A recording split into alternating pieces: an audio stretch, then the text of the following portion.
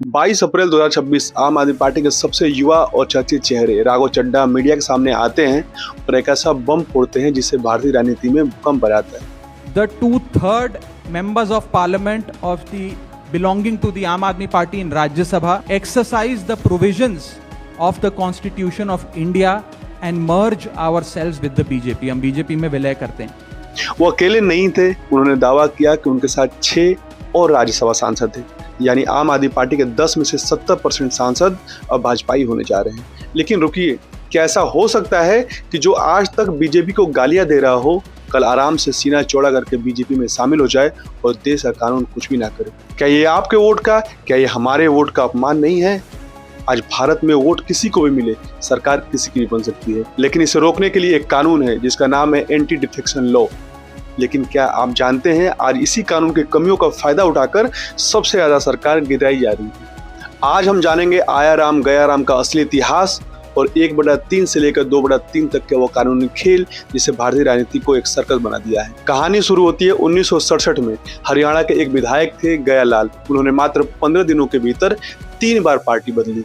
जब वो वापस अपने पुरानी पार्टी में आए तो नेता राव बीरेंद्र सिंह ने उन्हें मीडिया के सामने पेश किया और कहा कि गया राम अब आया राम है, और यहीं से ये मुहावरा मशहूर हो गया।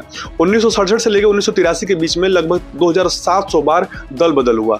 15 राज्यों की सरकार गिर गई। तब राजीव गांधी सरकार ने 1985 में 52वां संविधान संशोधन किया और संविधान में 10वां अनुसूची जोड़ा। इस संविधान संशोधन से पार्टी के आदेश के खिलाफ वोट करना मना था, लेकिन एक छूट दी गई थी, अगर पार्टी के 1/3 यानी 1/3 सदस्य एक साथ अलग हो जाते हैं तो उसे विभाजन माना जाएगा और उनकी सदस्यता रद्द नहीं होगी। 1/3 का नियम एक चोर रास्ता बन गया। बस 33% विधायक तोड़ो और नई सरकार बना लो। अब आपके दिमाग में ये आ रहा होगा कि क्या कभी ऐसा पहले कभी हुआ है कि किसी पार्टी के 1/3 विधायकों या सांसदों को तोड़कर कोई नया सरकार बना लिया हो?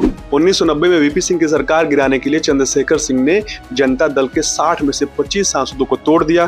क्योंकि यह 1/3 से ज्यादा था, वो प्रधानमंत्री बन गए और कानून कुछ भी नहीं कर पाया। 1991 में शिवसेना के 52 में से 18 विधायकों को लेकर भुजबल अलग हो गए। यह 1/3 सीमा से ठीक ऊपर था। 1997 में मायावती की बसपा से 23 विधायक यानी कि 1/3 अलग हो गए और भाजपा के कल्याण सिंह की सरकार को समर्थन दे दिया। सरकार को समझ आ गया कि 1/3 संख्या जुटाना बहुत आसान है। थोड़े से पैसे और पावर के दम पर लोकतंत्र को हाईजैक किया जा रहा है। फिर अटल बिहारी वाजपेयी सरकार ने 2003 में कानून को और भी सख्त किया। अब स्प्लिट को खत्म कर दिया गया, सिर्फ मर्जर की इजाजत थी, जिसके लिए 2/3 सदस्य चाहिए थे। नेताओं ने इसका भी तोड़ निकाल लिया। अब रिटेल नहीं, होलसेल में खरीदारी होने लगी। इसके आधुनिक उदाहरण हैरान करने वाले हैं। गोवा 2019-2022 में कांग्रेस के 15 में से 10 विधायक एक साथ भाजपा में चले गए। यह ठीक 2/3 था और कानून बेअसर हो गया। महाराष्ट्र में 2022 में एकनाथ शिंदे गुट ने 2/3 से ज्यादा विधायक जुटाए और कहा हम पार्टी छोड़ नहीं रहे हैं, हम ही असली पार्टी है। यह मामला सुप्रीम कोर्ट तक गया और कानून की पेचीदगियों में उलझ गया। और हाल ही में आम आदमी पार्टी के 10 में से 7 सांसद यानी 70% इसी नियम का फायदा उठाकर भाजपा का हाथ थाम लिया। जब आप 2/3 विधायक नहीं जुटा पाते तब क्या करते हैं आप इस्तीफा दिलवाते हैं। यानी कि कर्नाटक मॉडल 2019 में जो हुआ था उसका उदाहरण लेते हैं। कांग्रेस और जेडीएस के 17 विधायकों ने पार्टी नहीं छोड़ी बल्कि विधानसभा से इस्तीफा दे दिया और सरकार गिर गई। सुप्रीम कोर्ट ने कहा कि इस्तीफा दे सकते हैं, लेकिन सवाल यह है कि क्या ये इस्तीफा स्वैच्छिक था? ये विधायक बाद में उपचुनाव लड़े और फिर से मंत्री बन गए। यह दल बदल कानून को बेअसर करने वाला सबसे खतरनाक तरीका था। कानून कहता है कि अंतिम फैसला स्पीकर का होगा, लेकिन स्पीकर निष्पक्ष नहीं होता।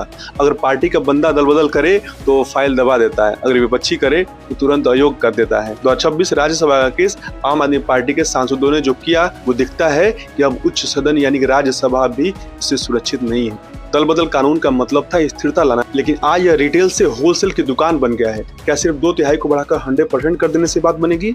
शायद नहीं। जब तक नेता को जनता के प्रति जवाबदेही नहीं बनाया जाएगा, रिसोर्ट पॉलिटिक्स जारी रहे। क्या भारत में राइट टू रिकॉल होना चाहिए, यानी अगर नेता पार्टी बदले तो जनता उसे तुरंत पद से हटा सके?